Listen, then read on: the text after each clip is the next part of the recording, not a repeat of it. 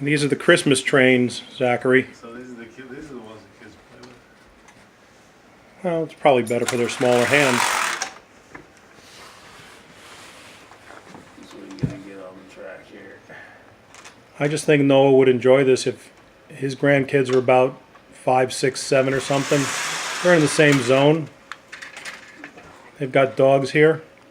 Very sweet dogs. Oh, hey dog. Well, these things survive every year. It's amazing. Of course, they have little hands banging them all the time.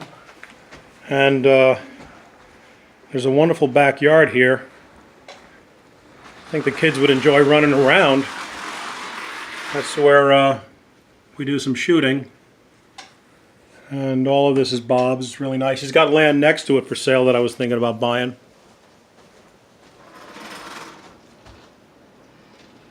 Okay, well, look at the 2 videos and let me know what you think. I think Noah would enjoy it out here, a place to run and meet the grandkids.